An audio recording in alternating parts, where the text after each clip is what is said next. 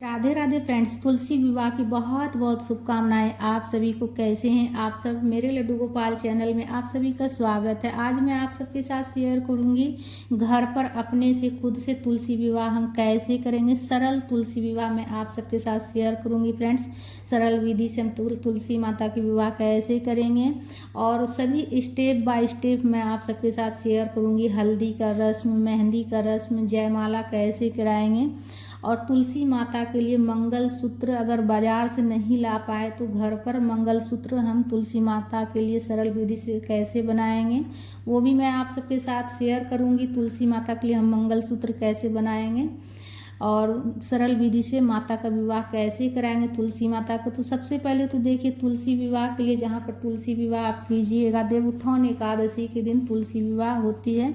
तो सबसे पहले जहाँ पर तुलसी विवाह कीजिएगा वहाँ आप थोड़ा सा चौक बना लीजिएगा।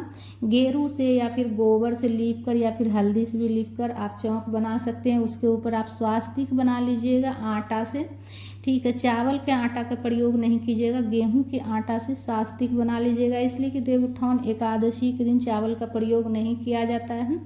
उसके बाद देखिए, हम जौ लिए हैं, अक्षत का प्रयोग नहीं करना है। जौ या फिर पुष्प का आसन देकर विष्णु भगवान जी को हम विराजित करेंगे और विष्णु भगवान जी के वाम अंग में बायां साइड तुलसी माता को विराजित करेंगे, ठीक है। बायां साइड विष्णु भगवान जी के वाम अंग में तुलसी माता को विराजित करेंगे और जौ का ही आसन देकर अक्षत का प्रयोग नहीं करना है। विष्णु भगवान जी के साथ साथ हम गणेश जी को भी विराजित कर लेंगे और कलश स्थापन के लिए हमने एक कलश लिए हैं, धातु से बना हुआ कलश लिए हैं, उसमें कलावा बांध दिए हैं और स्वास्तिक बना दिए हैं रोली चंदन से और जौ का आसन देंगे। जौ से आप चाहे तो जो है जौ या फिर गेहूं भी ले सकते हैं या फिर तिल भी ले सकते हैं और अष्टदल कमल भी बना सकते हैं या सिंपल आप जो है ना जौ का आसन दे दीजिएगा। थोड़ा सा जौ रखकर उसके ऊपर कलश रख दीजिएगा। उसके बाद उसमें गंगा जल और स्वच्छ जल से कलश में भर देना है और उसके बाद देखिए, आप 5 चीज़ें उसमें डाल दीजिएगा। एक गांठ वाली हल्दी, एक सुपारी, एक सिक्का और थोड़ा सा जौ डाल देंगे और उसके बाद आम के पत्ते इसमें लगा लेंगे। अगर गांठ वाली हल्दी नहीं हो तो हल्दी पाउडर भी आप डाल सकते हैं। आम का पत्ता ले लीजिएगा आप, आम का पत्ता 5 भी ले सकते हैं, 11 की संख्या भी ले सकते हैं, 7 भी ले सकते हैं, ठीक है। आम का पत्ता लगा लीजिएगा और उसके ऊपर आप एक प्लेट में जौ भर कर रखिएगा। जौ स्वर्ण के समान होता है, इसलिए से हो सके तो आप जो है ना जौ का प्रयोग कीजिएगा। जौ को स्वर्ण के समान माना गया है। तो कलश के ऊपर पूर्ण पात्र जौ से भर कर रखेंगे और उसके ऊपर हम पानी वाला नारियल रखेंगे। नारियल में आप चुनरी भी लपेट सकते हैं या फिर कलावा भी लपेट सकते हैं। और उसके बाद जितना आम के पत्ता लगाएं सभी में रोली चंदन से तिलक कर लेंगे, लाल वाला रोली चंदन से। उसके बाद पूजा में सबसे पहले दीपक प्रज्वलित कर लेंगे, इसलिए कि हमारे पूजा का साक्ष्य दीपक होता है। तो दीपक आप थोड़ा बड़ा साइज का ले लीजिएगा जिसमें कि पूरी रात दीपक प्रज्वलित होनी चाहिए।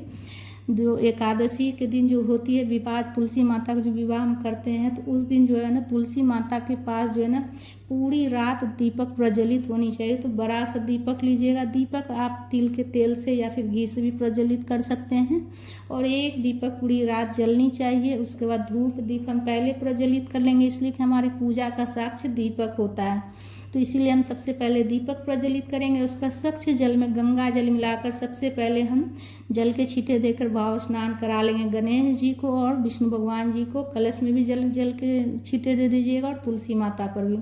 और देखिए, हल्दी और मेहंदी के रस्म के लिए हल्दी और मेहंदी लिए, लेकिन सबसे पहले हमें गणेश जी की पूजा करनी है, इसलिए कि कोई भी पूजा होती तो सर्वप्रथम गणेश जी की पूजा की जाती है। इसलिए सबसे पहले गणेश जी की पूजा हम कर लेंगे। उसके बाद हम विष्णु भगवान जी का और तुलसी माता का हम विवाह करेंगे खुद से। तो देखिए, वस्त्र के स्वरूप में कलावा समर्पित कर दिए, जल के छींटे देकर भाव स्नान कराने के बाद जनेऊ समर्पित किए हैं, रोली चंदन से तिलक करने हैं गणेश जी को। दुर्वा हो तो दुर्वा समर्पित कर लीजिएगा, पुष्प समर्पित कर लीजिएगा, जिस भी कलर का फूल माला हो आपके पास। उसके बाद विष्णु, इसके बाद गणेश जी को भोग समर्पित कर लें। तो गणेश जी के सबसे पहले हम पूजा कर लिए हैं, भोग भी समर्पित कर दिए हैं। उसके बाद हम विष्णु भगवान जी को देखिए सबसे पहले हम हल्दी लगाएंगे, इसलिए कि सबसे पहले विवाह में हल्दी का रस्म होता है। तो दोनों हाथ में, दोनों पैर में विष्णु भगवान जी को हम थोड़ा थोड़ा तिलक कर लेंगे। और तुलसी माता को भी थोड़ा सा आपको लगा देना है हल्दी। उसके बाद मेहंदी लगाना है, ठीक है। मेहंदी आप कोई भी मेहंदी ले सकते हैं, जैसे मेहंदी पत्ता वाला होता है वो भी पीस के ले सकते हैं, या फिर मार्केट वाला भी ले सकते हैं। थोड़ा सा विष्णु भगवान जी को हम लगा देंगे, थोड़ा सा निकाल कर मेहंदी थोड़ा सा हल्का सा लगा देना है। और उसके बाद फिर तुलसी माता को भी लगाएंगे। तो देखिए एक पत्ता के ऊपर ही आप चाहे तो छोटा सा फूल बना सकते हैं, जैसे बड़ा हो पत्ता तो उसके ऊपर आप छोटा सा फूल बना दीजिएगा।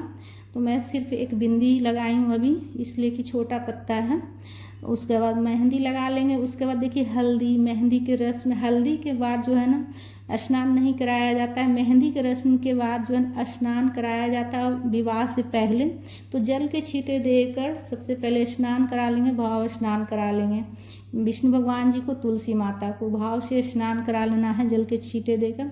उसके बाद सबसे पहले हम विष्णु भगवान जी का श्रृंगार करेंगे। वस्त्र के स्वरूप में कलावा समर्पित करेंगे। वस्त्र हो तो वस्त्र भी समर्पित कर सकते हैं। मैं एक रुमाल समर्पित की हूँ और जनेऊ समर्पित कर लीजिएगा। आप जो है ना विष्णु भगवान जी को आप चाहे तो जो पूरा कपड़ा होता है जैसे पैंट शर्ट वगैरह वो सब भी आप चढ़ा सकते हैं, या सिंपल मेरी तरह आप वस्त्र के स्वरूप में एक रुमाल और कलावा भी समर्पित कर सकते हैं। और तुलसी माता को अगर साड़ी हो तो पूरा साड़ी सेट समर्पित कीजिएगा, साड़ी ब्लाउज सब चीज़ लगाकर। नई साड़ी हो आपके पास रखी हुई या फिर खरीद के भी आप चढ़ा सकते हैं, या फिर आप चुनरी चढ़ा सकते हैं माता को सिर्फ, ठीक है। तो साड़ी मेरे पास था रखा हुआ, तो साड़ी चढ़ा लेंगे। और श्रृंगार की सामग्री माता को चढ़ा लीजिएगा। श्रृंगार की सामग्री में आप पूरा 16 श्रृंगार चढ़ा सकते हैं, इसलिए कि माता का विवाह है तो कोशिश कीजिएगा पूरा 16 श्रृंगार की सामग्री चढ़ाने का। और नहीं हो तो जो मेन है ना जैसे, तो वो सब चीज़ आप ज़रूर चढ़ा लीजिएगा। उसके बाद देखिए जयमाला इस तरह से कराएंगे। सबसे पहले हम माता से स्पर्श करा के विष्णु भगवान जी को हम जयमाला हम पहना देंगे, इस तरह से बिल्कुल सरल विधि से। उसके बाद हम फिर विष्णु भगवान जी से स्पर्श कराकर फिर हम तुलसी माता को पहना देंगे। तो इस तरह से सरल विधि से आप जयमाला करा सकते हैं फ्रेंड्स। और जो है तुलसी माता के लिए जयमाला आप जो है ना जैसे ओरिजिनल वाले फूल जो हो उसका भी आप माला तैयार करके ले सकते हैं, या फिर मार्केट से भी आप आर्टिफिशियल जो माला आता है वो भी माला आप ले सकते हैं। उसके बाद देखिए माता को हम चुनरी ओढ़ाएंगे और विष्णु भगवान जी के साथ में गठबंधन कर देंगे, इसलिए कि जयमाला के बाद विवाह होता है तो गठबंधन करके ही विवाह होता है। तो तुलसी माता को हम चुनरी ओढ़ा दिए हैं और गठबंधन करेंगे। और कलश के ऊपर भी हम पुष्प समर्पित कर लेंगे। और गठबंधन करने के लिए देखिए माता को जो चुनरी ओढ़ा है उसी में एक छोर के ऊपर जो है ना आप थोड़ा सा तिल ले लीजिएगा और पैसा ले लीजिएगा। 1 रुपया का सिक्का, जितना आप चाहें, कम से कम 1 रुपया का सिक्का आप ज़रूर दीजिएगा। तो इस तरह से हम जो है ना माता का गठबंधन कर देंगे। पहले हम उसमें सिक्का और तिल रख कर उसके बाद गांठ लगा देंगे। उसके बाद देखिए हम कलावा ले रहे हैं, ठीक है, कलावा से हम बांध देंगे और इस तरह से जो है गठबंधन हम कर देंगे। अगर कलावा भी ले सकते हैं आप, अगर या फिर आपके पास जैसे कि विष्णु भगवान जी के लिए चुनरी लिए हैं तो चुनरी में भी आप बांध सकते हैं। उसके बाद हम प्रभु के कांधा के ऊपर इस तरह से रख देंगे हम। उसके बाद देखिए मार्केट से अगर आप मंगलसूत्र नहीं ला पाते हैं तो आप माता के लिए इस तरह से गांठ वाली हल्दी ले लीजिएगा और उसमें 7 बार जो है ना कलावा लपेट कर, और ये बीच में जैसे लॉकेट रहता है ना, जैसे बीच में लॉकेट की तरह आप हल्दी रखिएगा और ऊपर से धागा रहेगा और इस तरह से मंगलसूत्र तैयार कर लीजिएगा। विष्णु भगवान जी के हाथ में स्पर्श कराकर उसके बाद माता के गले में बांध दीजिएगा। तो इस तरह जो है ना आप जो है ना घर पर खुद से माता के लिए मंगलसूत्र तैयार कर सकते हैं और माता के विवाह में माता को पहना सकते हैं मंगलसूत्र। उसके बाद आप भोग लगा लीजिएगा, मिठाई का, ड्राई फ्रूट का, फल का, फ्रूट का, जितना प्रकार के आप मिठाई का भोग लगाना चाहें भोग लगा सकते हैं। ड्राई फ्रूट में जितना तरह का आप लेना चाहें उसका भोग लगा सकते हैं। फल में जितना प्रकार का आप लेना चाहें फल ले सकते हैं। इस दिन आप चाहें तो गन्ना से मंडप भी तैयार करके पूजा कर सकते हैं, या फिर आप जो है सरल विधि से इस प्रकार से आप जो है ना पूजन कर सकते हैं। उसके बाद देखिए माता को सिंदूर लगाएंगे तो सिंदूर के लिए आपको नया डिब्बी लेना है, ठीक है, सिंदूर का नया डिब्बी लीजिएगा और विष्णु भगवान जी के हाथ में स्पर्श कराकर उसके बाद तुलसी माता को लगाइएगा। और ये सिंदूर का डिब्बी जो आप लगाइएगा ना माता को, ये सिंदूर आप जो है ना तुलसी पूजन के लिए ही रखिएगा। जब भी और मतलब तुलसी पूजन आप कीजिएगा प्रतिदिन तो इसी सिंदूर से आप तुलसी माता की पूजन कीजिएगा। ये सिंदूरदानी माता का हो गया, तो इसीलिए से ये सिंदूरदानी जो आप माता को लगाइएगा तो वो माता की पूजन के लिए ही रखिएगा। तो इस तरह से सिंदूरदान भी हो जाता है, प्रभु के हाथ से सिंदूर लगवा दीजिएगा। उसके बाद देखिए कुछ पैसा लेकर इस तरह से माता और प्रभु के ऊपर से निछावर कीजिएगा, इसलिए कि जो है ना पैसा हाथ में लेकर निछावर किया जाता है। उसके बाद हाथ में जो है ना आप छत तो प्रयोग नहीं करना है, आपको जौ ले सकते, तिल ले सकते हैं या फिर फूल ले लीजिएगा। देव उत्थान एकादशी रहती है उस दिन, तुलसी विवाह वाले दिन, तो देव उत्थान एकादशी व्रत कथा आप पढ़ सकते हैं, उस दिन सुन लीजिएगा या फिर पढ़ लीजिएगा। तुलसी विवाह की अगर कथा हो तो वो भी आप पढ़ सकते हैं, इसलिए तुलसी विवाह भी है। तुलसी विवाह, देव उत्थान एकादशी दोनों में से जो भी हो या फिर दोनों हो तो दोनों भी आप पढ़ सकते हैं। कथा पढ़ने के बाद जो है ना आरती कर लीजिएगा, कथा की पुस्तक हो तो पढ़ लीजिएगा, नहीं तो फोन में सुन लीजिएगा। उसके बाद आरती कर लीजिएगा, कपूर प्रज्वलित करके आरती कर लीजिएगा प्रेम पूर्वक। विष्णु भगवान जी की, तुलसी माता की प्रेम पूर्वक आरती गाते हुए आरती कर लीजिएगा। और विवाह में देखिए पूरा परिवार सम्मिलित होकर पूजा कीजिएगा, तुलसी माता के विवाह पूरा परिवार मिलकर कीजिएगा। उसके बाद देखिए परिक्रमा कर लीजिएगा तुलसी माता की, अगर परिक्रमा करने की जगह हो तो, और नहीं हो जगह तो आप जहाँ पर पूजा कीजिएगा उसी जगह पर आप गोल घूम लीजिएगा 5 बार 11 बार। आप कम से कम एकादशी तिथि तो 11 बार आप कम से कम जरूर घूम लीजिएगा और परिक्रमा कर लीजिएगा। और घूमने की जगह नहीं हो तो जिस जगह पर आप खड़ा हो पूजा कीजिए, बैठकर पूजा कीजिएगा, उसी जगह पर खड़ा होकर आप घूम लीजिएगा। मैं अभी इसमें ज़्यादा नहीं दिखाई हूँ। उसके बाद परिक्रमा करने के बाद आचमनी किया जाता है।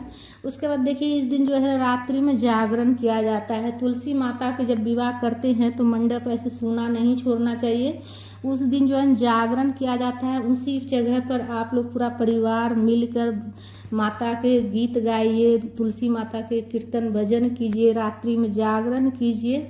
और अगले दिन जो है ना पूजा की चौकी हटाई जाती है, रात्र में जागरण किया जाता है, इसलिए कि एकादशी तिथि है और माता का विवाह है, विवाह उत्सव भी है और विवाह भी माता के कराए हैं। तो पूरी रात जो है ना कीर्तन भजन करते हुए अपना रात्रि जागरण कीजिए। तो फ्रेंड्स हमारा वीडियो आप सबको कैसा लगा? अगर अच्छा लगा है तो लाइक कीजिएगा, शेयर कीजिएगा, चैनल को सब्सक्राइब कर लीजिएगा और वीडियो को ज़्यादा से ज़्यादा शेयर कीजिएगा, कमेंट कीजिएगा।